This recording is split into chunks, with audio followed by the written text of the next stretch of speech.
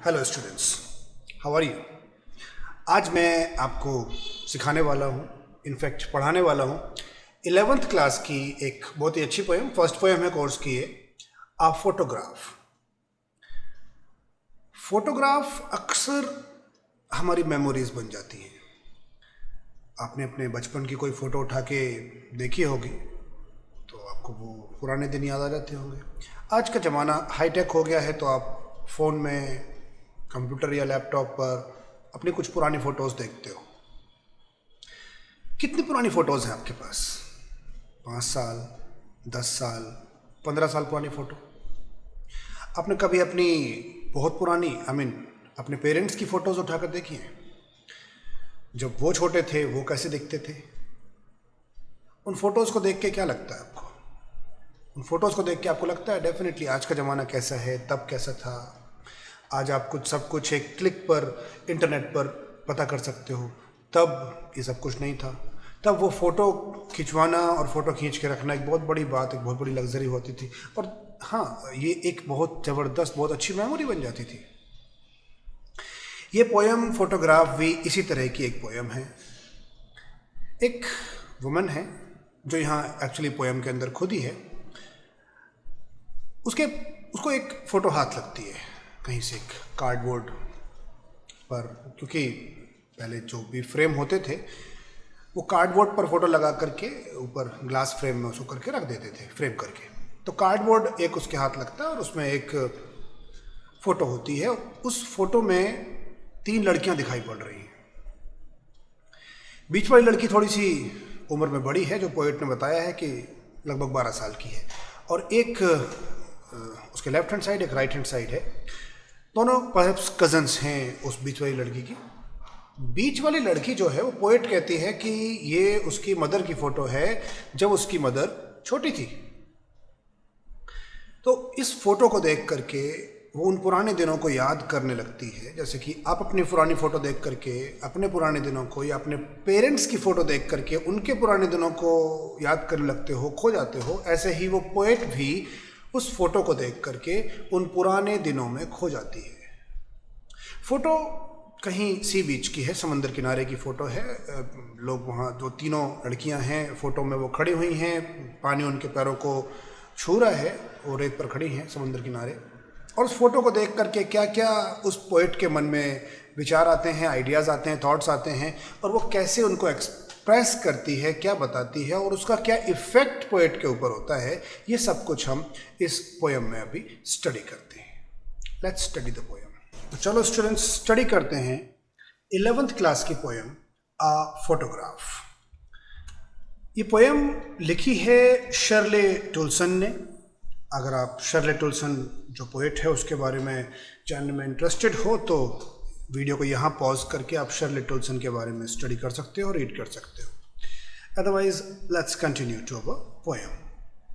The cardboard shows me how it was when the 2 girl cousins went paddling. बच्चों, paddling का मतलब होता है पैडल चला करके जाना। जैसे साइकिल में पैडल चलाते हैं, या पैडल बोट होती है, पैडल बोट में जाना।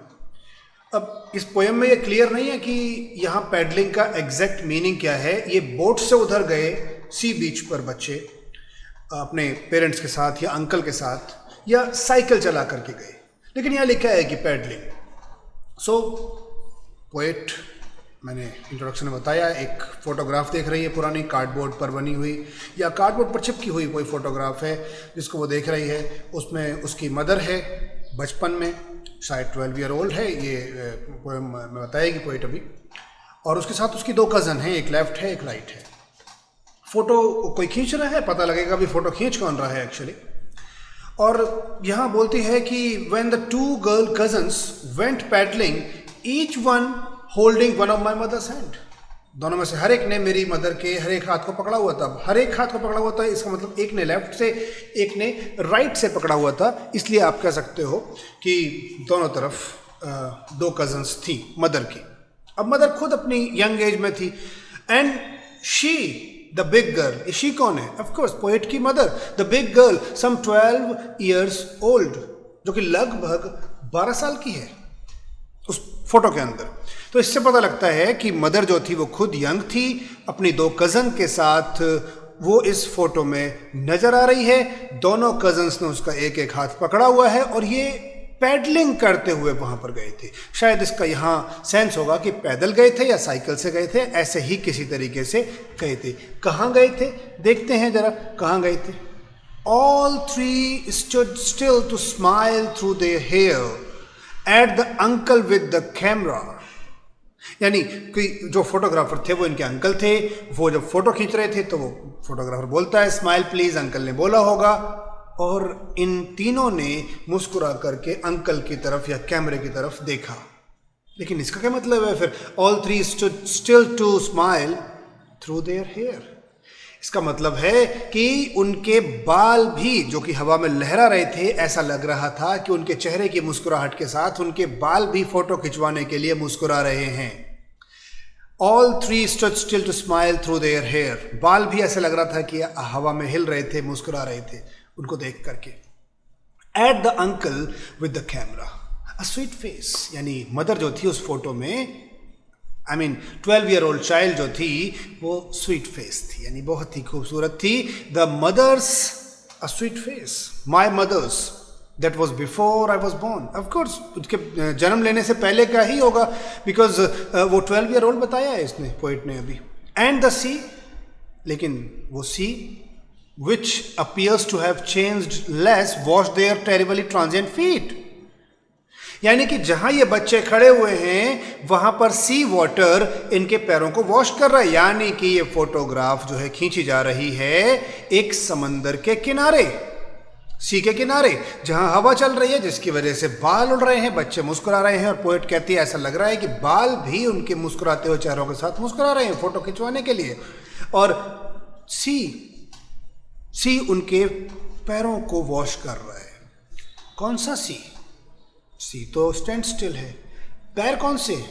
Transient feet. ट्रांजिएंट फीट का मतलब क्या हुआ बच्चों? ट्रांजिएंट फीट का मतलब है, ट्रांजिएंट कोई भी ऐसी चीज होती है जो चेंज होती है। आपने अपनी 10th क्लास पास की, 11th में आ गए हो, आपके कोर्सेज में काफ़ी सारा चेंज आया है, that is a transient phase. अब आप आगे एक डिफरेंट स्टडी करोगे। 10th और 11th के बीच का जो फेज था वो ट्रांजिएंट था, या 11th एक ट्रांजिएंट फेज चल रहा है अब आपके लिए। अब आप एक नए, कोई साइंस पढ़ रहा होगा आप में से, कोई कॉमर्स पढ़ रहा होगा, कोई वोकेशनल स्टडीज़ कर रहा होगा, कोई आर्ट्स की स्टडीज़ कर रहा होगा, कोई कुछ और कर रहा होगा, कोई पॉलिटेक्निक में गया होगा। ट्रांजिएंट फेज अब आपका शुरू हुआ है, दैट इज़ बदलाव वाला। ह्यूमन जो होते हैं वो ट्रांजिएंट होते हैं काफ़ी ज़्यादा, मतलब बच्चे होते हैं, बड़े होते हैं, बूढ़े होते हैं, मर जाते हैं। यानी कि लाइफ बहुत ज़्यादा ट्रांजिएंट होती है, बहुत फास्ट चेंज होता है। लेकिन जो नेचुरल ऑब्जेक्ट्स होते हैं, धरती, आकाश, समंदर, पहाड़, नदियाँ, क्या ये ट्रांजिएंट होते हैं? पानी नहीं। समंदर उस फोटो में तब भी वैसे ही पानी उसमें था, हिलोरे मार रहा था। आज भी वहाँ जाके कोई खड़ा होगा तो समंदर उसके पैरों को आज भी धोएगा। तो सी चेंज नहीं हुआ है, लेकिन चेंज क्या हुआ है? इंसान। क्यों हुआ है? क्योंकि इंसान ट्रांजिएंट होता है, सी नहीं। तो दैट्स व्हाई पोएट यहां पर कह रही है at the sea which appears to have changed less, कि समंदर तो लगता है कि बहुत ही कम बदला है, नहीं बदला, जैसा फोटो में दिख रहा है आज भी वैसा है। Washed their terribly transient feet. अब यहां पर ट्रांजिएंट ही नहीं, टेरिबली ट्रांजिएंट। टेरिबली का यहाँ पर मतलब है बहुत ज़्यादा, वेरी मच ट्रांजिएंट फीट को यहाँ पर सी वॉश कर रहा है। आगे चलते हैं, देखते हैं पोइट ने आगे और क्या क्या बोला है। सम 20-30 ईयर्स लेटर, और कुछ 20-30 साल बाद, should love at the snapshot. मतलब कि ये जो स्नैपशॉट है, इस फोटो खींचने के 20-30 साल बाद जब मदर बड़ी हो गई होगी, तब उसने अपनी इस फोटो को देखा होगा और इस फोटो को देख करके वो हंसी होगी। देखो ध्यान से, शीड love, this is she would love, past है, ये प्रेजेंट नहीं है, ये फ्यूचर नहीं है। 20-30 साल बाद वो हंसी होगी अपनी इस फोटो को देख करके। और वो फोटो देख के क्या बोला होगा उसने? ये पोइट ने यहाँ पर अंदाजा लगा के बोला है, सी बैटी एंड डॉली। यानी कि जो दो कज़न दोनों तरफ खड़े हुए हैं, उनमें से एक बेटी है और एक का नाम डॉली है। मदर का नाम अभी तक यहाँ बताया नहीं है, अगर बताया होगा आगे तो देखो शायद पोइट में मिलेगा, नहीं बताया होगा तो मदर ही बोला है सिर्फ। सी बैटी एंड डॉली। देखो बैटी एंड डॉली को, वो फोटो देख रही है इस तरह से, और फोटो देख के अरे बेटी को देखो, डॉली को देखो, लाइक दैट। शीड से, वो कहती and look how they dressed us for the beach. यहां पर दे कौन है ये? डेफिनेटली इनके पेरेंट्स होंगे, बेटी के, डॉली के और मदर के, क्योंकि मदर अब 20-30 साल बाद वो देख रही है। 20-30 साल बाद का मतलब है कि मदर या तो 42 या 32, मतलब 30 और 40 के आसपास की जब मदर हो गई है तब फोटो को देख रही है और कह रही है देखो बेटी और डॉली को देखो, और देखो हमारे पेरेंट्स ने हमें किस तरह की ड्रेस पहना के बीच पर भेजा था। And look how they dressed us, कैसे ड्रेस किया था उन्होंने हमें फॉर द बीच, बीच पर जाने के लिए। द सी हॉलीडे, अब ये जो लाइन है ये पोएट बोल रही है यहाँ पर अपनी और अपनी मदर को कंपेयर करने के लिए, और बड़ी इंपॉर्टेंट लाइन है बच्चों, ध्यान से सुनना। The C holiday was her past. यहां पर एक कंपैरिजन है, यहां पर पोएट ने दो चीजों को कंपेयर किया है, ध्यान देना। फोटो खींची गई, यहां पर 3 फेज एक साथ हैं। फोटो खींची गई एक फेज में, मदर ने 20-30 साल बाद उस फोटो को खुद देखा, दूसरा फेज। और अब जब मदर की बेटी यानी ये पोएट शायद 20-30 साल की हो गई है, तीसरा फेज, अब ये उस फोटो को देख रही है। तो एक पहला फेज जब फोटो खींची गई, दूसरा फेज जब मदर बड़ी हो गई और उसने 20-30 साल बाद फोटो को देखा, तीसरा फेज जब पोएट बड़ी हो गई और उसने अपनी इस पहली फोटो मदर की फोटो को देखा। इन 3 फेज को हम आपस में देख रहे हैं। The C holiday was her past. C holiday जो था वो मदर का पास्ट था। मदर ने जब फोटो देखा तो उसने फोटो देख करके बोला अरे मैं कैसी दिखती थी, मेरे दोनों कजन कैसी दिखती थी। माइन इज हर लाफ्टर, ये जो नेक्स्ट लाइन है ना, mine is her laughter. Poet कहती है और मेरा जो पास्ट है ना वो है उसका लाफ्टर, यानी उसकी मदर जो हंसती हुई इस फोटो में दिख रही है ना, माइन इज हर लाफ्टर, और मेरा पास्ट तो उसकी हंसी है। मैंने अपनी माँ को उसमें हंसते हुए देखा है, यानी शायद बाद में उसने अपनी माँ को शायद ना देखा हो, शायद हंसते हुए ना देखा हो, अभी तक यहाँ पर ये क्लियर नहीं है। शायद उसने अपनी माँ को ना देखा हो, शायद उसकी जब वो छोटी रही हो तो उसकी माँ चली गई हो, इसलिए अपनी माँ को याद करते हुए अपनी मेमोरी को वो यहाँ पर बताना चाहती है। शायद यहाँ इन लाइनों में पोएट थोड़ी सी दुखी है, अपसेट है, सैड मूड में बोल रही है कि the C holiday was her past. C holiday तो उसका पास्ट था, मेरा पास्ट नहीं था, क्योंकि तब तो ये थी ही नहीं। लेकिन इसका पास्ट क्या है? हर लाफ्टर, उसकी मदर की जो हंसी है, जो वो फोटो देख करके हंसी होगी या सी हॉलीडे में जो हंस रही है, वो पोएट का पास्ट है। बोथ राय मतलब होता है तकलीफ में होना, इस तरह से महसूस कर रहा। Both wry with a laboured ease. Ease का मतलब क्या होता है बच्चों? ऑफकोर्स आराम से, आसानी होना।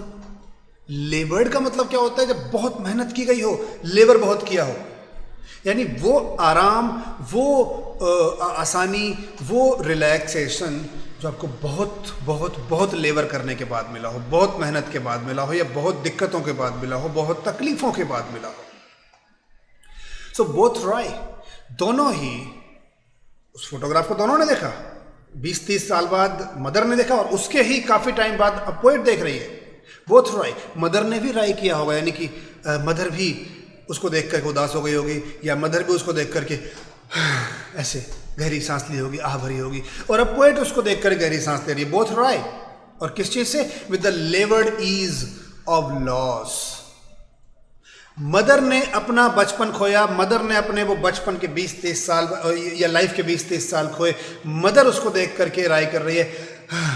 और उसके बाद पोएट ने शायद अपनी मदर खो दी, और इसलिए पोएट अब राय कर रही है मेरी मदर कैसी थी। So both wry with the laboured ease of loss. तो अब उनके लिए आह भरना आसान है, लेकिन ये दौर उनका बहुत लेबर के साथ गुजरा, बहुत मेहनत के साथ गुजरा। लास्ट पार्ट देखते हैं इस पोएम का।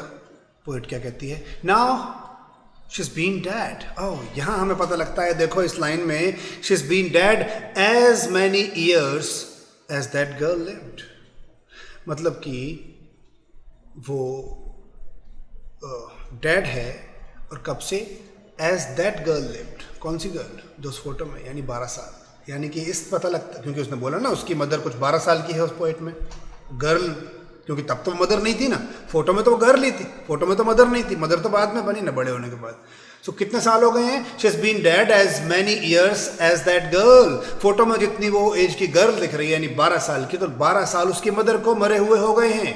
इस लाइन पर ध्यान देना, शायद ये लाइन आपको और कहीं ना तो पढ़ने को मिलेगी, ना ही कोई और दूसरा टीचर आपको इसको इस तरह से एक्सप्लेन करने वाला है।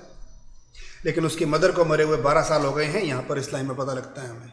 एंड ऑफ दिस सर्कमस्टांस, और दिस सर्कमस्टांस, और इस परिस्थिति के हिसाब से, देयर इज नथिंग टू से एट ऑल। और अब तो कुछ कहने के लिए बचा नहीं है।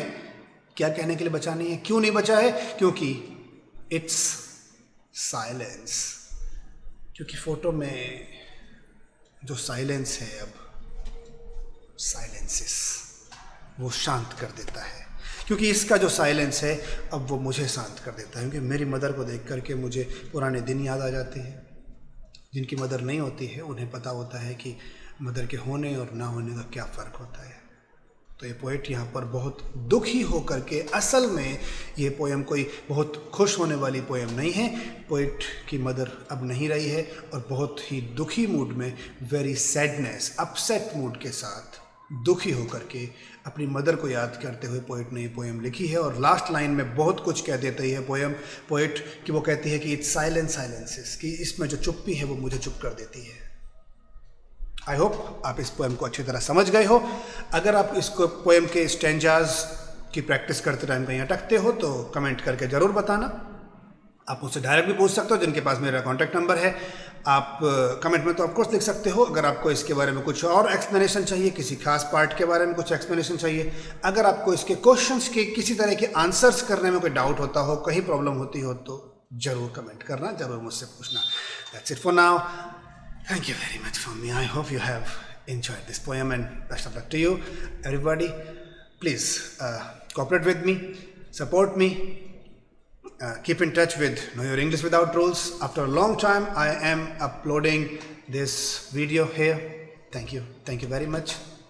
Share and subscribe the channel. Thank you.